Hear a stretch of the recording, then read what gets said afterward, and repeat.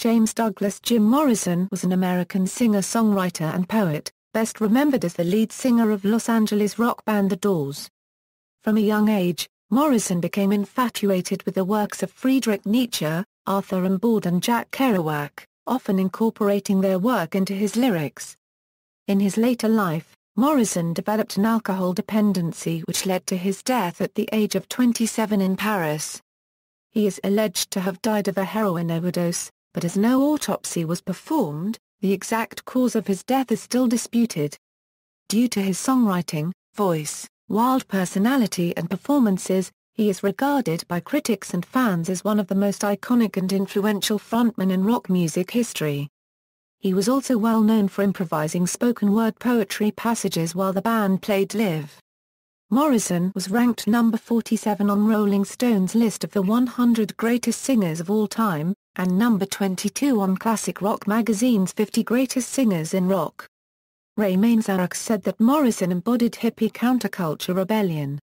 Morrison was also known as the self-proclaimed king of orgasmic rock. Early years: James Douglas Morrison was born in Melbourne, Florida, the son of Clara Virginia and future Rear Admiral George Stephen Morrison. Morrison had a sister, Anne Robin, who was born in 1947 in Albuquerque, New Mexico, and a brother, Andrew Lee Morrison, who was born in 1948 in Los Altos, California. His ancestors were Scottish, Irish, and English. In 1947, Morrison, then 4 years old, allegedly witnessed a car accident in the desert, in which a family of Native Americans were injured and possibly killed. He referred to this incident in a spoken-word performance on the song Dawn's Highway from the album An American Prayer, and again in the songs Peace Frog and Ghost Song. Morrison believed this incident to be the most formative event of his life, and made repeated references to it in the imagery in his songs, poems, and interviews. His family does not recall this incident happening in the way he told it. According to the Morrison biography No One Here Gets Out Alive, Morrison's family did drive past a car accident on an Indian reservation when he was a child, and he was very upset by it. The book The Doors, written by the remaining members of The Doors, explains how different Morrison's account of the incident was from that of his father. This book quotes his father as saying, "We went by several Indians. It did make an impression on him, the young James. He always thought about that crying Indian." This is contrasted sharply with Morrison's tale of Indians scattered all over the highway, bleeding to death. In the same book, his sister is quoted as saying, "He enjoyed telling that story and exaggerating it. He said he saw a dead Indian by the side of the road, and I don't even know if that's true." With his father in the United States Navy, Morrison's family moved often. He spent part of his childhood in San Diego. While his father was stationed at NAS Kingsville, he attended Flateau Elementary in Kingsville, Texas. In 1958, Morrison attended Alameda High School in Alameda, California. He graduated from George Washington High School, now George Washington Middle School, in Alexandria, Virginia in June 1961.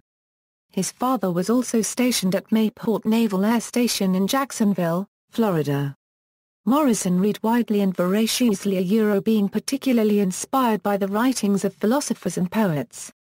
He was influenced by Friedrich Nietzsche, whose views on aesthetics, morality, and the Apollonian and Dionysian duality would appear in his conversation, poetry and songs. He read Plutarch, unregistered trademark Lives of the Noble Greeks and Romans. He read the works of the French symbolist poet Arthur Rimbaud, whose style would later influence the form of Morrison, unregistered trademark short prose poems. He was influenced by Jack Kerouac, Allen Ginsberg, Lawrence Ferlinghetti, Charles Baudelaire, Molière, Franz Kafka, Honoré Copyright de Balzac and Jean Cocteau, along with most of the French existentialist philosophers. His senior year English teacher said, "Jim read as much and probably more than any student in class, but everything he read was so offbeat I had another teacher check to see if the books Jim was reporting on actually existed.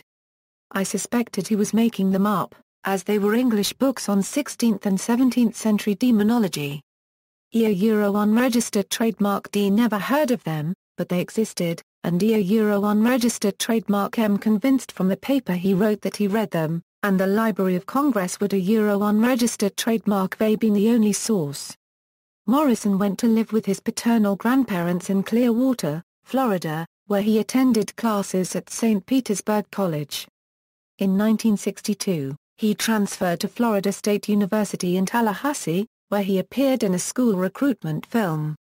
While attending FSU, Morrison was arrested for a prank, following a home football game.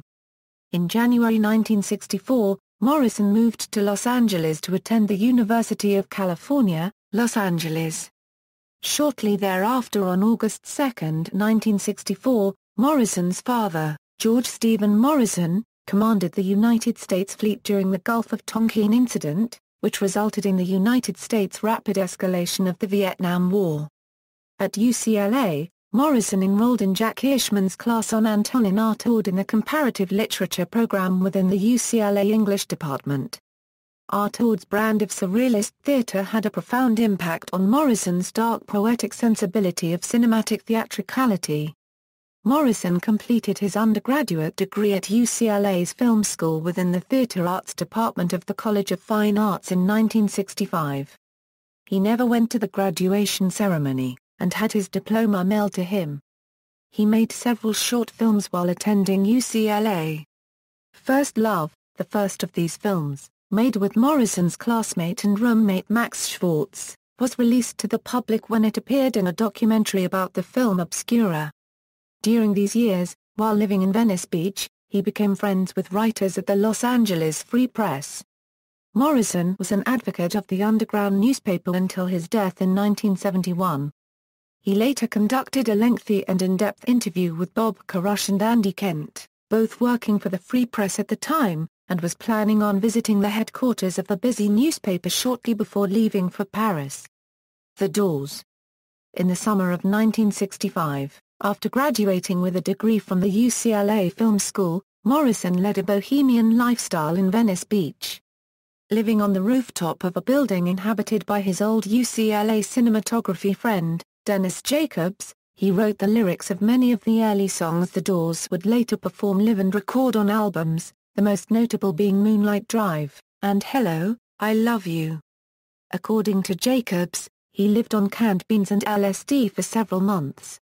Morrison and fellow UCLA student, Ray Manzarek, were the first two members of the Doors, forming the group during that summer. They had met months earlier as cinematography students. The now legendary story claims that Manzarek was lying on the beach at Venice one day, where he accidentally encountered Morrison. He was impressed with Morrison's poetic lyrics, claiming that they were rock group material. Subsequently, drummer John Densmore and guitarist Robbie Krieger joined. Krieger auditioned at Densmore's recommendation and was then added to the lineup. All three musicians shared a common interest in the Maharishi Mahesh Yogi's meditation practices at the time, attending scheduled classes, but Morrison was not involved in the series of classes, claiming later that he did not meditate. The Doors took their name from the title of Aldous Huxley's book The Doors of Perception. Huxley's own title was a quotation from William Blake's The Marriage of Heaven and Hell, in which Blake wrote, "If the doors of perception were cleansed, everything would appear to man as it is, infinite." Although Morrison was known as the lyricist of the group, Krieger also made significant lyrical contributions, writing or co-writing some of the group's biggest hits, including Light My Fire, Love Me Two Times, Love Her Madly, and Touch Me. On the other hand, Morrison, who didn't write most songs using an instrument, would come up with vocal melodies for his own lyrics, with the other band members contributing chords and rhythm. Morrison did not play an instrument live or in the studio. However, he did play the grand piano on Orange County Suite, and a Moog synthesizer on Strange Days.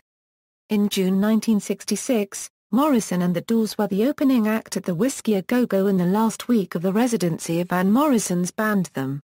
Band's influence on Jim's developing stage performance was later noted by John Densmore in his book Riders on the Storm. Jim Morrison learned quickly from his near-namesake's stagecraft, his apparent recklessness, his air of subdued menace, the way he would improvise poetry to a rock beat, even his habit of crouching down by the bass drum during instrumental breaks.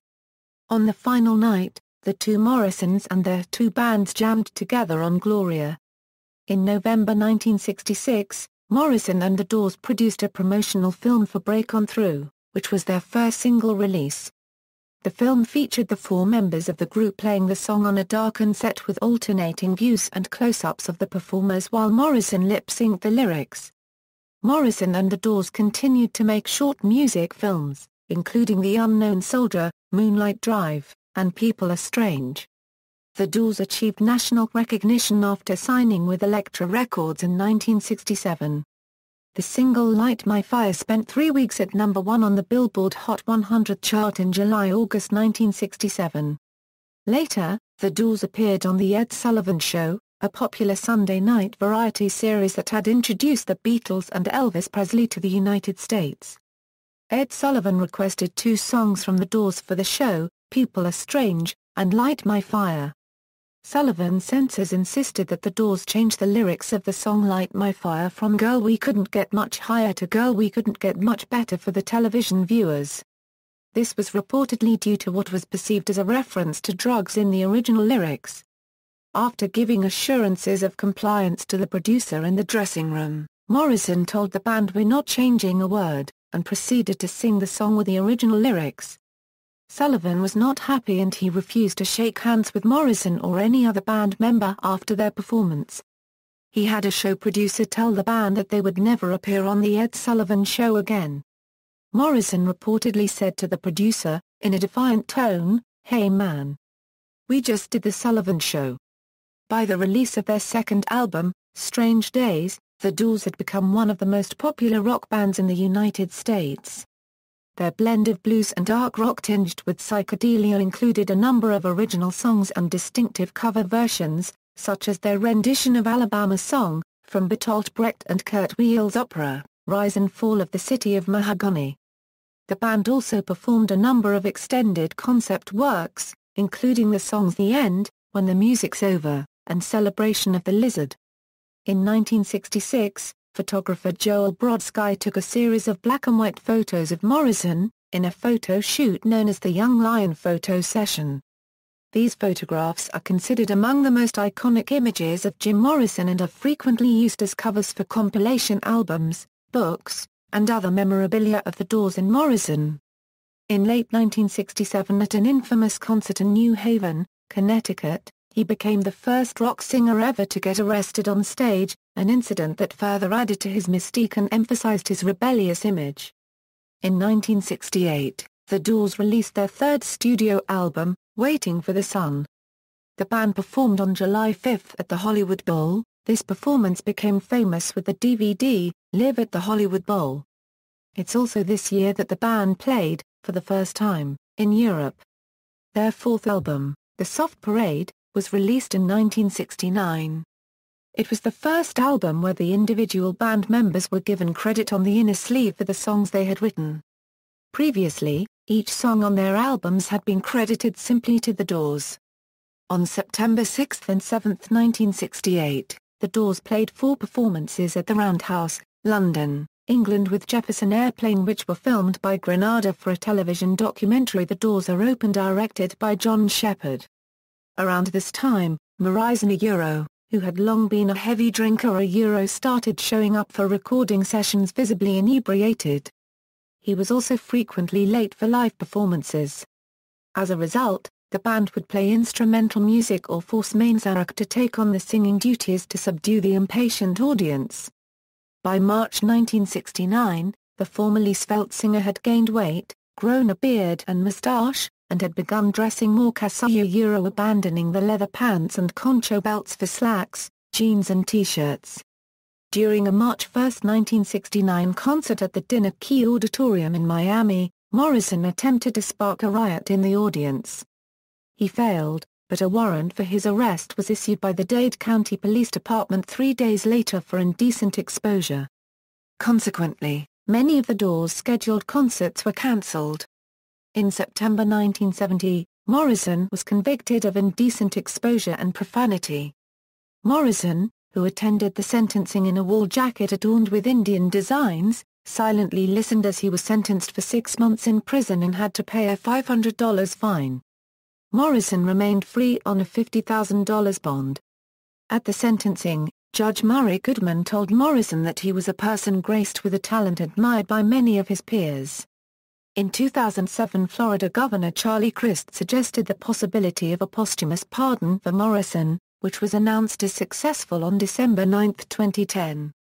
Drummer John Densmore denied Morrison ever exposed himself on stage that night. Following the soft parade, The Doors released Morrison Hotel. After a lengthy break, the group reconvened in October 1970 to record what would become their final album with Morrison, titled LA Woman. Shortly after the recording sessions for the album began, producer Paul A. Rothchild, who had overseen all of their previous recordings, left the project. Engineer Bruce Botnick took over as producer. Poetry and film. Morrison began writing in earnest during his adolescence. At UCLA he studied the related fields of theater, film, and cinematography. He self-published 2 separate volumes of his poetry in 1969, titled The Lords/Notes on Vision and The New Creatures. The Lords consists primarily of brief descriptions of places, people, events and Morrison's thoughts on cinema.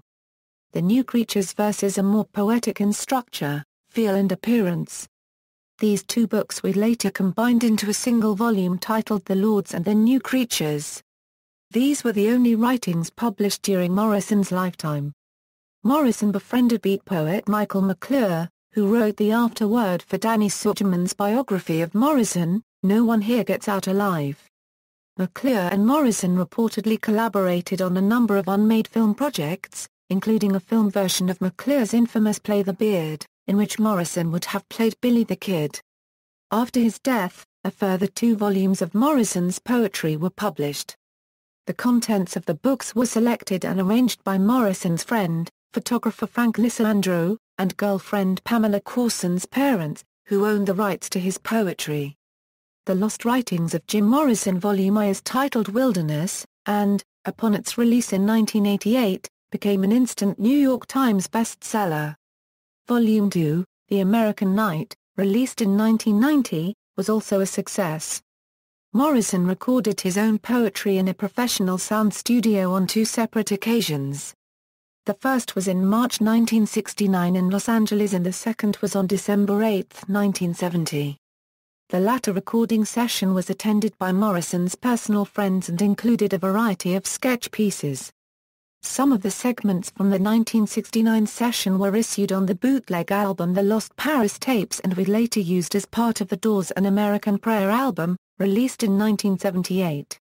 The album reached number 54 on the music charts. Some poetry recorded from the December 1970 session remains unreleased to this day and is in the possession of the Courson family.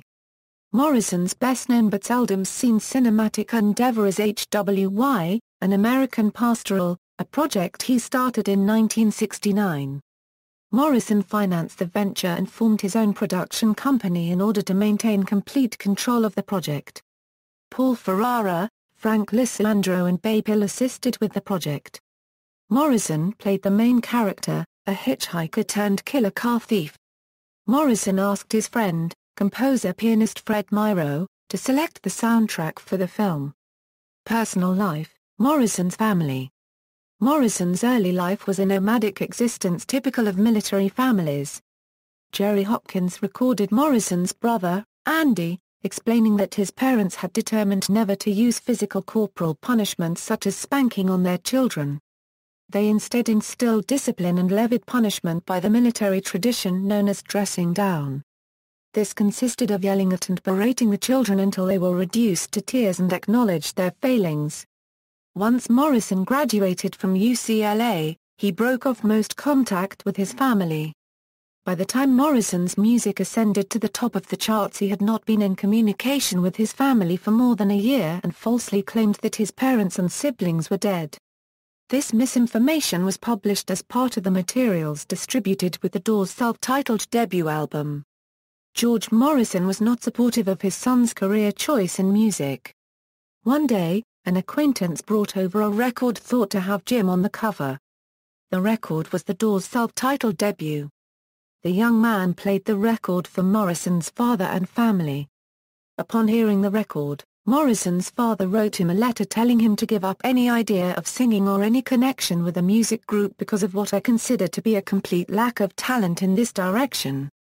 In a letter to the Florida Probation and Parole Commission District Office dated October 2, 1970, Morrison further acknowledged the breakdown in family communications as the result of an argument over his assessment of his son's musical talents.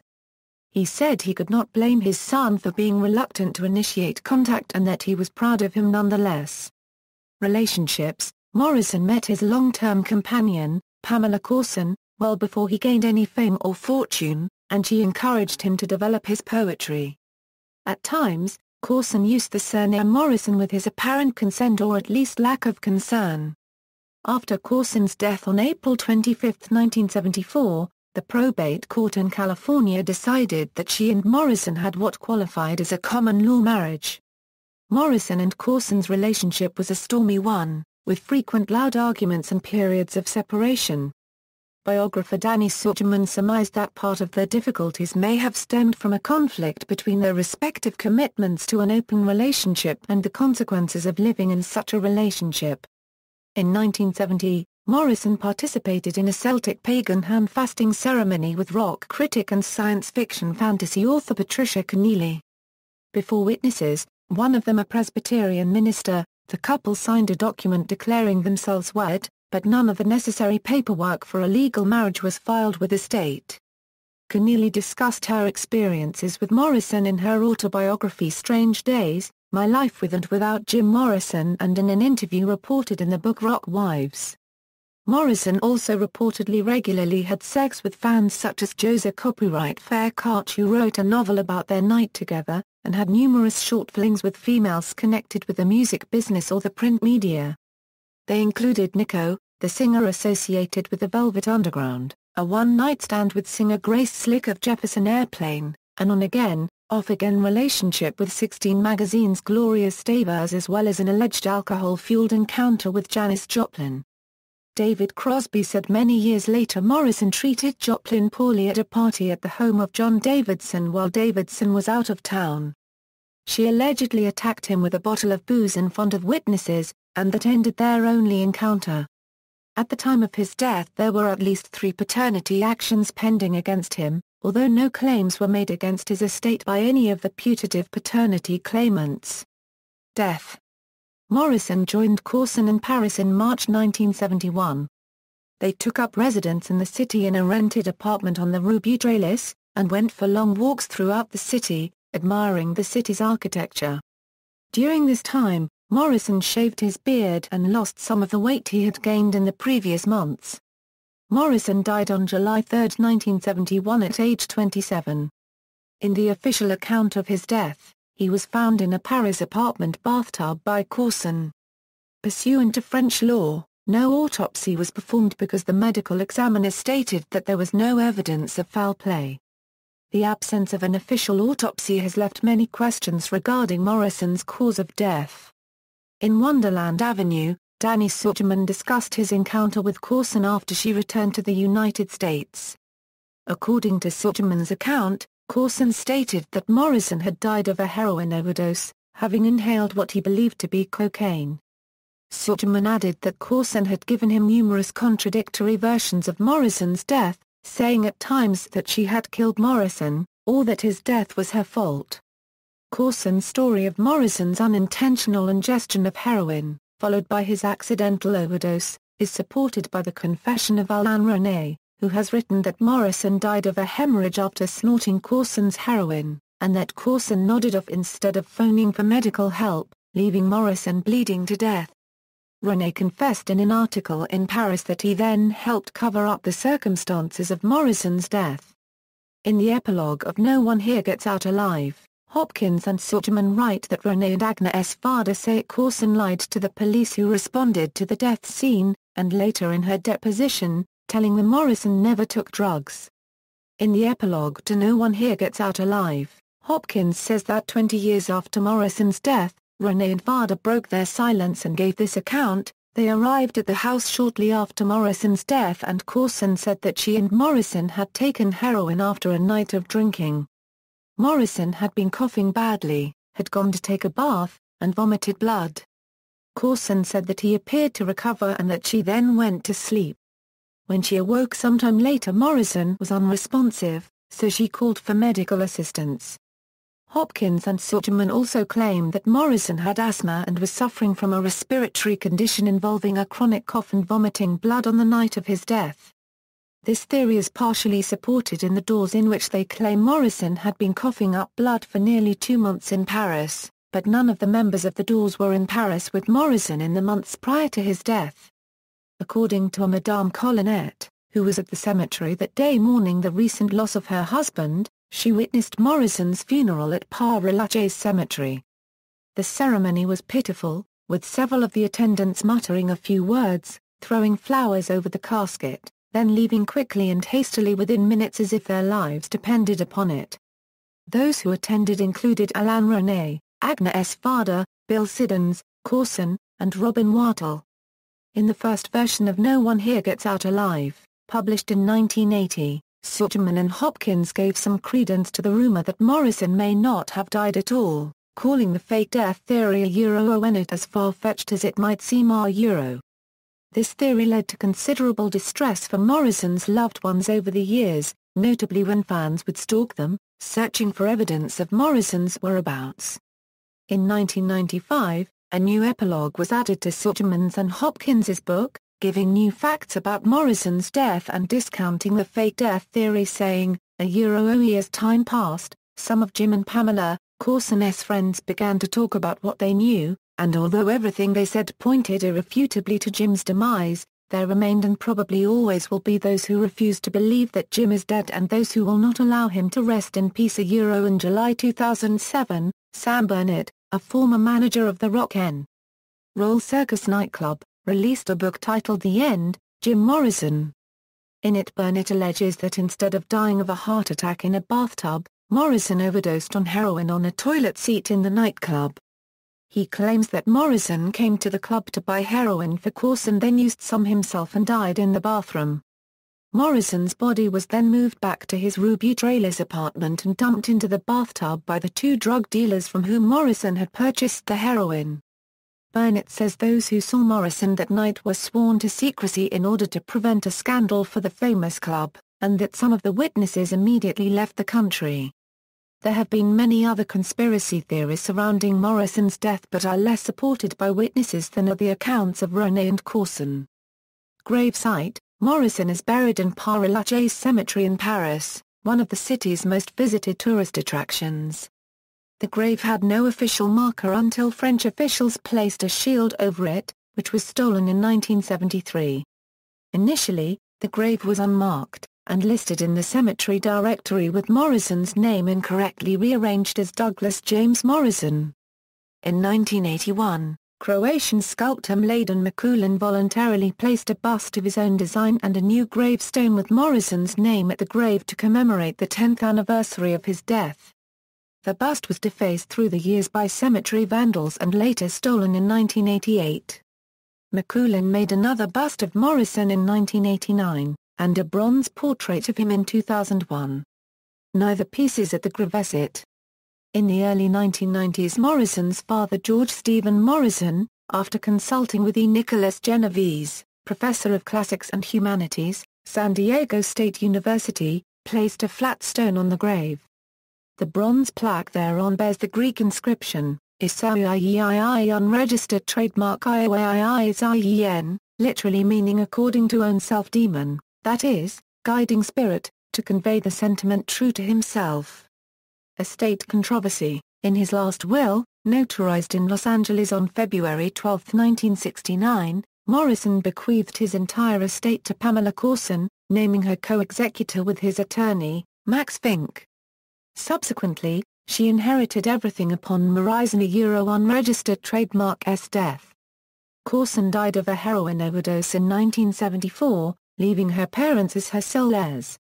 Like Morrison, she was also 27 years old at the time of her death. Morrison's parents then contested Morrison's will. Courson's parents then produced an unsigned document which they claimed Pam Courson had acquired in Colorado, an application for a marriage license. This was an effort to get Courson declared Morrison's common-law spouse, thereby solidifying their claim on Morrison's estate. However, there is no evidence that Jim Morrison or Pam Courson even knew of the existence of this unsigned document, nor had either party ever resided in Colorado. The ability to contract a common-law marriage was abolished in California in 1896. However, California's conflict of laws rule provided for recognition of common-law marriages when lawfully contracted in foreign jurisdictions, and Colorado recognizes common-law marriage. Artistic influences. As a naval family, the Morrisons relocated frequently.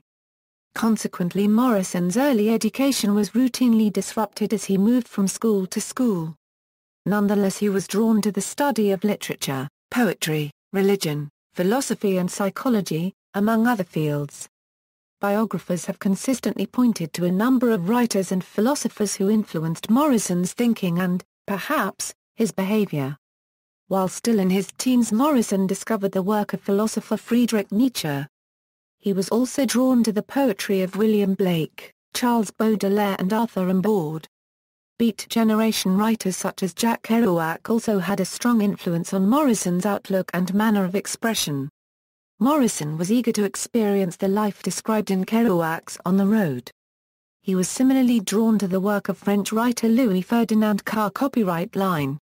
Carr copyright line's book, Voyage about de la Nuit and Blake's Auguries of Innocence both echo through one of Morrison's early songs, And of the Night. Morrison later met and befriended Michael McClure, a well-known beat poet. McClure had enjoyed Morrison's lyrics but was even more impressed by his poetry and encouraged him to further develop his craft. Morrison's vision of performance was colored by the works of 20th-century French playwright Antonin Artaud and by Julian Beck's Living Theatre. Other works relating to religion, mysticism, ancient myth and symbolism were of lasting interest, particularly Joseph Campbell's The Hero with a Thousand Faces. James Frazer's The Golden Bough also became a source of inspiration and is reflected in the title and lyrics of the song Not to Touch the Earth. Morrison was particularly attracted to the myths and religions of Native American cultures. While he was still in school, his family moved to New Mexico where he got to see some of the places and artifacts important to the Americans' Southwest indigenous cultures. These interests appear to be the source of many references to creatures and places such as lizards, snakes, deserts and ancient lakes that appear in his songs and poetry. His interpretation of the practices of a Native American shaman were worked into parts of Morrison's stage routine, notably in his interpretation of the Ghost Dance, and a song on his later poetry album, The Ghost Song. Jim Morrison's vocal influences included Elvis Presley and Frank Sinatra, which is evident in his own baritone crooning style used in several of the Doors' songs and in the 1981 documentary The Doors, a tribute to Jim Morrison. Producer Paul Rothchild refers his first impression of Morrison as being a rock and roll Bing Crosby. It is mentioned within the pages of No One Here Gets Out Alive by Danny Sugerman, that Morrison as a teenager was such a fan of Presley's music that he demanded people be quiet when Elvis was on the radio. The Frank Sinatra influence is mentioned in the pages of The Doors, the illustrated history also by Sugerman, where Frank Sinatra is listed on Morrison's band bio as being his favorite singer. Reference to this can also be found in a Rolling Stone article about Jim Morrison, regarding the top 100 rock singers of all time. Legacy, musical. Morrison was, and continues to be, one of the most popular and influential singer-songwriters in rock history. To this day, Morrison is widely regarded as the prototypical rock star, surly, sexy, scandalous, and mysterious. The leather pants he was fond of wearing both on stage and off have since become stereotyped as rock star apparel. In 2011, a Rolling Stone reader's pick placed Jim Morrison in 5th place of the magazine's best lead singers of all time. Iggy and the Stooges are said to have formed after lead singer Iggy Pop was inspired by Morrison while attending a Doors concert in Ann Arbor, Michigan. One of Pop's most popular songs, The Passenger, is said to be based on one of Morrison's poems. After Morrison's death, Pop was considered as a replacement lead singer for the Doors. The surviving Doors gave him some of Morrison's belongings and hired him as a vocalist for a series of shows. Wallace Fowley, Professor Emeritus of French Literature at Duke University, wrote Rimbaud and Jim Morrison, subtitled The Rebel as Peter a memoir. In this he recounts his surprise at receiving a fan letter from Morrison who, in 1968, thanked him for his latest translation of Arthur Rimbaud's verse into English. "I don't read French easily," he wrote. "Your book travels around with me." Fowley went on to give lectures on numerous campuses comparing the lives, philosophies and poetry of Morrison and Rimbaud. The book The Doors by the Remaining Doors quotes Morrison's close friend Frank Lisandro as saying that too many people took a remark of Morrison's that he was interested in revolt, disorder, and chaos to mean that he was an anarchist, a revolutionary, or, worse yet, a nihilist. Hardly anyone noticed that Jim was paraphrasing Rimbaud and a surrealist poet Lane Staley, the late vocalist of Alice in Chains, Scott Weiland, the vocalist of Stone Temple Pilots and Velvet Revolver, Julian Casablancas of The Strokes, James Labrie of Dream Theater, as well as Scott Stapp of Creed and Phil Vallo of H.I.M., have all claimed Morrison to be their biggest influence and inspiration. Stone Temple Pilots and Velvet Revolver have both covered Roadhouse Blues by The Doors. Weiland also filled in for Morrison to perform Break On Through with the rest of The Doors. Stapp filled in for Morrison for Light My Fire, Riders on the Storm, and Roadhouse Blues on VH1 Storytellers. Creed performed their version of Roadhouse Blues with Robbie Krieger for the 1999 Woodstock Festival. Jim's recital of his poem Bird of Prey can be heard throughout the song Sunset by Fatboy Slim. The song Wasting the Dawn by the 69 Eyes is a tribute to Jim Morrison. The music video shows Jim Morrison or his ghost, which is portrayed by Phil Vallo. Popular culture, rock band Bon Jovi featured Morrison's grave in their I'll Sleep When I'm Dead video clip. The band Radiohead mentions Jim Morrison in their song Anyone Can Play Guitar, stating I wanna be Jim Morrison. Singer-songwriter Lana Del Rey mentions Jim Morrison in the song Gods and Monsters from the album Born to Die, Paradise Edition. Alice Cooper in the liner notes of the album Killer stated that the song Desperado is about Jim Morrison. The leather pants of U2's Bono's The Fly persona for the Actung Baby era and subsequent Zoo TV tour is attributed to Jim Morrison. On their 2008 album The Hawk is howling Scottish post-rock band Mogwai entitled the opening track I'm Jim Morrison, I'm Dead. The song The Irony of Dying on Your Birthday by the band Senses Fail features the lyrics, I wanna die like Jim Morrison /AFG rockstar I wanna die like God on the cover of Time. Just a blink and it's gone so baby pour some fame in my glass. Professional wrestler John Hennigan's persona John Morrison was inspired by Jim Morrison, and the name of his finishing move was taken from The Doors' Moonlight Drive. In June 2013, a new fossil analysis revealed a lizard, one of the largest ever known that lived on Myanmar, was given the moniker Barbaturex morrisoni in honor of Morrison. This is a king lizard, and he was the lizard king, so it just fit, said Jason Head, a paleontologist at the University of Nebraska-Lincoln. In Stephen King's post-apocalypse novel The Stand, Ster Edman tells a story about one night in 1982 when he was working the overnight shift at a gas station and a man stopped for a fill-up. He is sure that the man was Jim Morrison. He was a good-looking man, but in a way that was a little scary I mean, he looked like he might do scary things without thinking very hard about them. He had the eyes of a man who has been trying to look into the dark for a long time and has maybe begun to see what is there. In the movie The Lost Boys, there is a poster of Morrison on the wall of the cave where the vampires live. In Death Becomes Her Bruce Willis's character encounters an unnamed character who dresses, speaks and appears like Morrison and who is one of the Undying clique in the movie. The animated television show The Simpsons has made numerous references to Morrison, including Krusty the Clown singing Break On Through, Ottoman telling Homer that me and the Admiral do not get along, and mention of Morrison's grave. Another reference, I Am the Lizard Queen, is bellowed by Lisa Simpson at the end of her encounter with psychedelic theme ride River Water at Duff Gardens. In Wayne's World 2, Wayne has a dream in which he meets Jim Morrison and a weird naked Indian. In the movie The Banger Sisters, a reference to Goldie Hawn's character's lizard tattoo is made referring to Jim Morrison as the Lizard King. Also, Hawn's character asks Susan Sarandon about visiting the large Paris cemetery where Jim is buried in reference to Morrison. The Père-Lachaise Cemetery. Steve Taylor recorded a song called Jim Morrison's Grave on his I Predict 1990 album. Lana Del Rey referenced Jim Morrison in her song Gods and Monsters. Discography. Books, by Morrison, The Lords and the New Creatures. 1985 edition, ISBN 0-7119-0552-5, An American Prayer privately printed by Western Lithographers. Arden Lointain, edition bilingue, Trad de l'Arme copyright Riken A. Pra copyright Center copyright Par Sabine Prudent A. Werner Riemann. Paris C. Bourgeois. 157 p.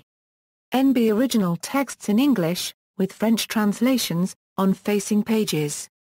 ISBN 2-267-00560-3, Wilderness, The Lost Writings of Jim Morrison.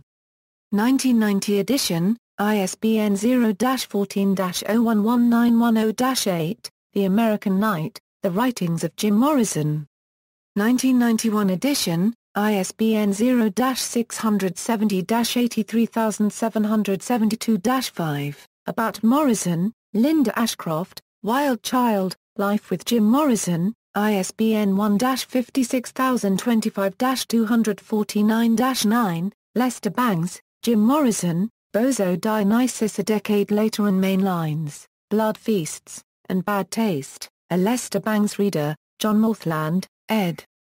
Anchor Press ISBN 0-375-71367-0, Stephen Davis, Jim Morrison, Life, Death, Legend, ISBN 1-59240-064-7, John Densmore, Riders on the Storm, My Life with Jim Morrison and the Doors ISBN 0-385-30447-1, Dave DiMartino, Moonlight Drive ISBN 1-886894-21-3, Stephen Urkel, The Poet Behind the Doors, Jim Morrison's Poetry in the 1960s Countercultural Movement, Wallace Fowley, Rimbaud and Jim Morrison ISBN 0-8223-1442-8, Jerry Hopkins, The Lizard King, The Essential Jim Morrison ISBN 0-684-81866-3,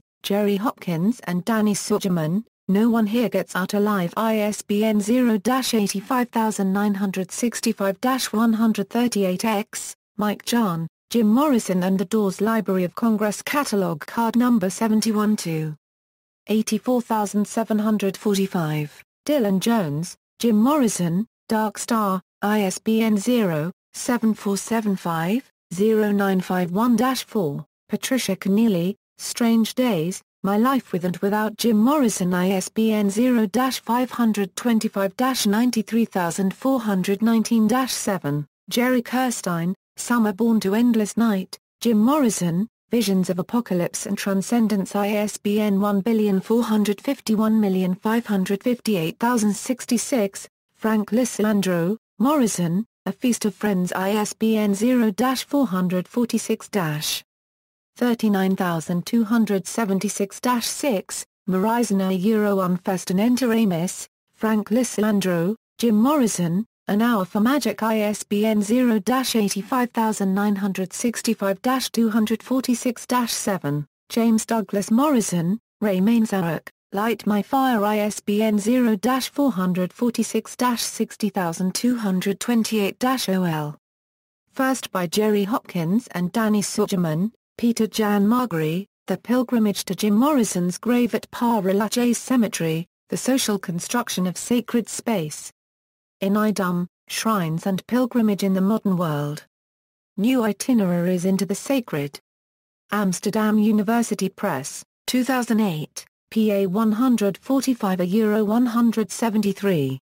Thanasis Mikos, The Poetry of James Douglas Morrison ISBN 960-7748-23-9, David Milton, We Want the World, Jim Morrison, The Living Theatre, and the FBI, ISBN 978-0957051188, Mark Opsasnick, The Lizard King Was Here, The Life and Times of Jim Morrison in Alexandria, Virginia ISBN 1-4257-1330-0, James Reardon and Jerry Prignicki, Break On Through, The Life and Death of Jim Morrison ISBN 0-688-11915-8, Adriana Rubio, Jim Morrison, Ceremony.